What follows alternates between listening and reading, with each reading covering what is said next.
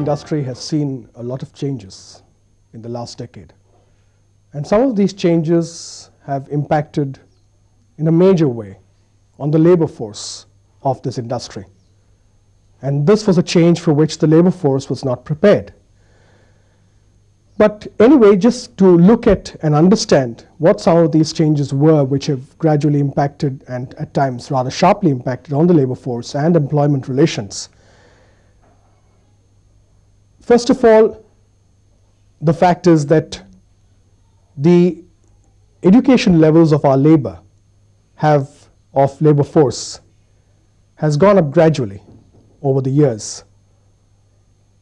Of recent, you have younger, more educated, more qualified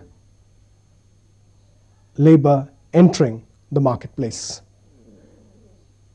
Alongside, post 1991-92 onwards, after liberalization began, Indian industry had to face competition from industry abroad and work on issues of how to become more competitive. As always, initially, possibly Indian industry's first reaction was to think of labor cost reductions, how to reduce the cost of labor. मैं 12 साल से उम्र से काम कर रहा हूँ। पहले मैं गवर्नमेंट इंडस्ट्रीज में काम करता था, उसके बाद में बिरला कॉटन मिल में आ गया। यहाँ आने के बाद मैंने 33 साल काम करने के बाद बिरला कॉटन मिल्स बिगर पूर्व सूचना के हमारा विभाग बंद कर दिया, जिसमें 3,500 आदमी प्रभावित हो गए। हमारी किसी भी नौकरी के बारे में कोई व्यवस्था नहीं, हमें एक दूसरी जगह ट्रांसफ़र कर दिया जिसके बारे में हम कोई जानकारी नहीं थी। तो उसके तब से आज तक हम बेकार हैं और अब हमें मकान खाली करने के नोटिस दिए जा रहे हैं और हमारा पैसा भी जो है वो कंपनी के पास ही है, कोई हिसाब किताब नहीं है। 2 नोटिस दिए जा रहे हैं और हमें कोर्ट में उलझाया गया हुआ है और कोर्ट के कोई फैसले नहीं आ रहे हैं, इसलिए हम बहुत परेशान हैं। Neither this excessive exploitation by the capital is welcome, nor excessive exploitation by the labor of capital is welcome. So one will argue like this, that we have to make labor more responsive and capitalists more humane. Unless these two aspects are understood, we will not be having a better society. There are organizations in India, industrial organizations, where no strikes have taken place for the last 40 years. How have they managed it? Just because the industrialist developed a better outlook. He tried to pay fair wages to labor, gave them leave, gave them provident fund, built houses for them, built what may be called as quarters for them. And in that process, the laborers became part of the total system, and factories were developed as communities rather than only industrial establishments. Once we understand the factory as a community of labor and capital working for development, then we can develop a more harmonious, more humane, a better society where the interests of labor, capital and society, they can all be harmonized to move in a proper direction. This requires understanding of the problems of labor.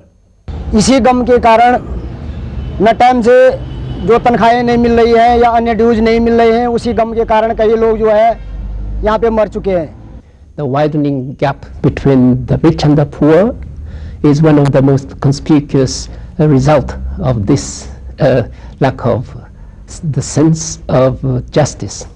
And so I would like to propose to replace GDP economics by Gandhi economics that will take into account unquantifiable precious values. लेकिन हमें प्रण करते हैं, जब तक हमारे अंदर जान रहेगा, जी जान लुटा देंगे इस गेट के ऊपर। जो हमारा प्रतिवाद करने आएगा उसको तोड़ के रख देंगे, लेकिन हम किसी के सामने झुकेंगे नहीं।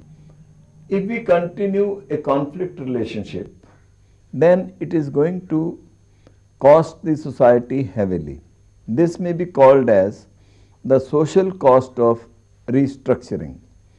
For instance, if the capitalists only try to subdue labor, they will be leading to resentment. क्यों मजदूर को इस तरीका से तुम गला दबा रहे हो? मजदूर कौन सा गुनाह किया है?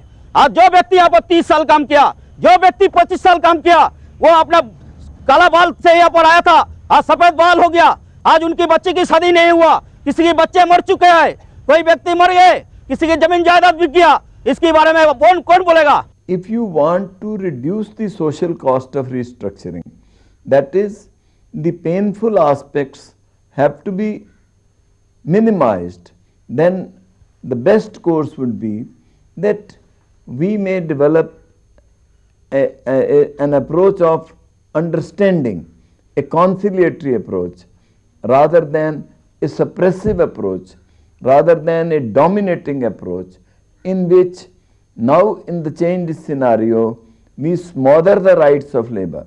That would not pay to anybody. It can pay in the short run, but it cannot pay in the long run. And it was in this context that we found that Gandhi was a visionary and he could think better that the conflict approach, adversary approach, it would not lead to a stable society, it will lead to an unstable society where conflict will try to reduce production rather than raise production.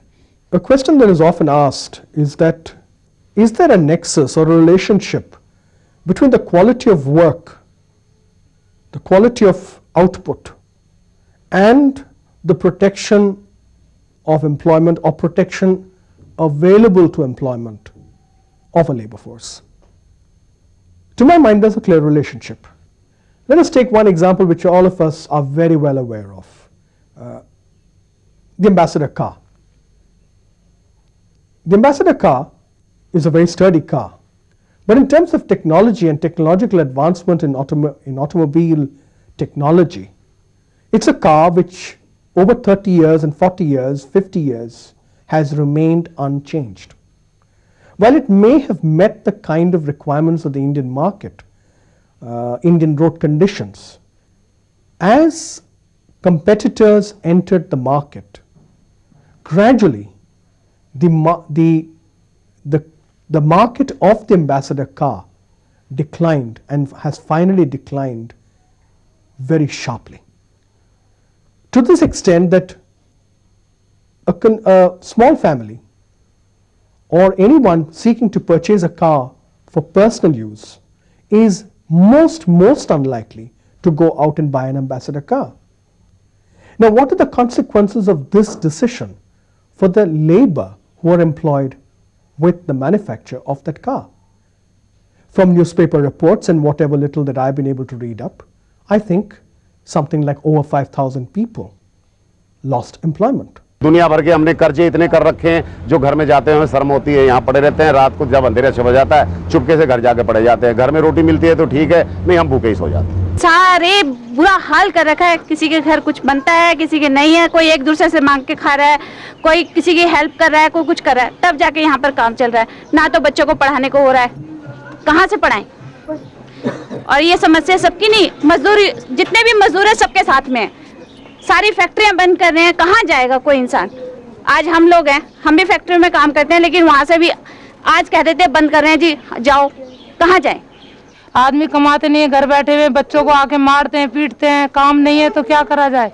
Now, the failure of an organization, of an industry and a management to upgrade technology to ensure quality has led finally, maybe over a long period, but it has finally led to serious downsizing, severe downsizing, not serious, severe downsizing of the labor force. कि मेरी wife को cancer है, cancer से पीड़ित है, वो मौत की हालत में पड़ी है, लेकिन इन मालिकों को जरा भी तरस नहीं आ रहा कि इस बंदों का यहाँ कुछ करना चाहिए या नहीं करना चाहिए। मेरे लड़का था एक, वो बच्ची पढ़ाई छूट गई, वो बेचारा बेकार हो गया, ना वो काम का है ना कहीं करता है। मैं इतना परेशान हूँ कहने की हद नहीं।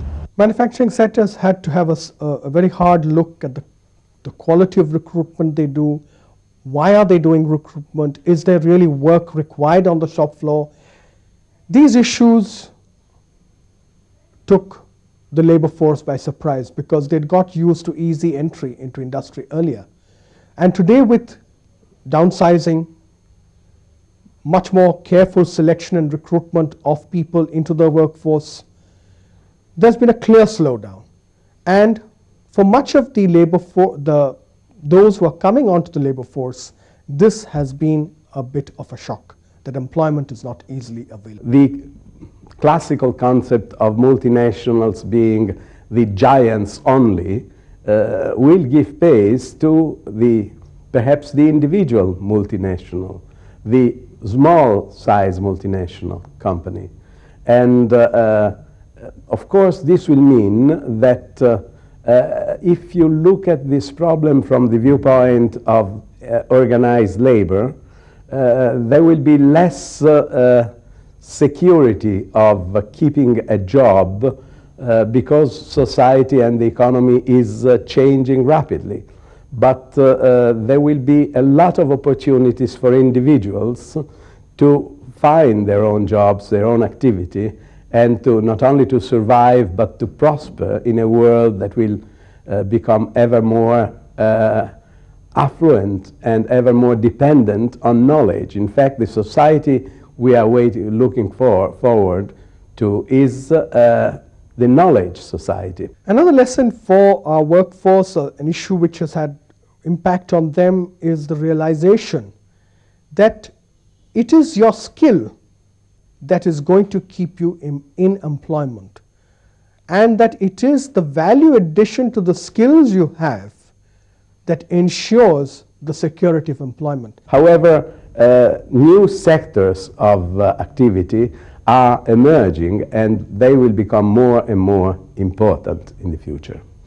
I feel that this will not happen without problems, however, because these new activities are more and more concerned with the creativity of the individual, with the outcome of many very small enterprises that become global because of the extreme power of IT and the internet. This is a lesson or an understanding which Indian labor force in industries where changes have been taking place, in such places workers have begun to perceive this. It has caused apprehension, it has caused anxiety, but those who've been able to understand it and that this is part of the changes taking place worldwide have responded by trying to upgrade their own skills, either through additional programs, diplomas outside, or by seeking knowledge from ensuring that the management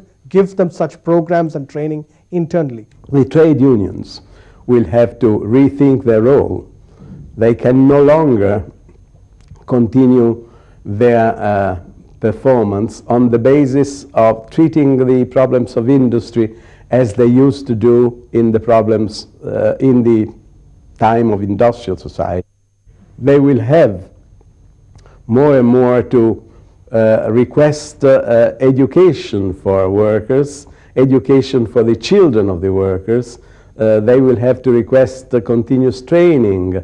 They will have to accept mobility and to take advantage of mobility. The world will be different, and I believe this is a challenge not only for capitalists but also for the trade union leaders that will have to have the imagination that is necessary to live in this time. ये 2-4 रुपया का इल्ला मजदूरी करके मेरा पेट भर रही हूँ। ये मजदूरी करके मेरे घर में कोई चारा नहीं है, या सवाई और कोई मजदूरी नहीं है मेरे पास, और सलवानिया ने हमारे को निकाल दिया यहाँ से। नौकरी करे 20 साल हो गए नौकरी करता हूँ यहाँ।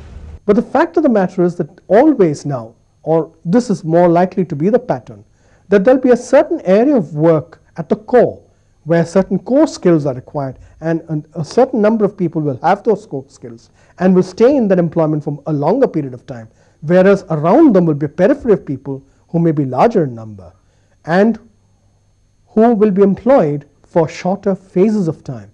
So what this larger number of people need to prepare themselves for and this is not just at labor force level in terms of workers, but even at level of management and junior management, they need to prepare themselves for upgrading their knowledge, acquiring new skills, so that they are available to work in a new area of work 5 years down the line, 10 years down the line. This may seem harsh, but this is the way work is shaping, and this is something which is not going to easily reverse or change. The pace of it may slow down to some extent as the years go by, but that is a matter of debate, and that is something we need to see. So, in a sense, our whole definition of what is secure in an employment, that will have to change. And maybe along with it, we'll also have to change how we write law to protect employment and how we manage people to create security. Security is created also by the way in which people are handled and treated.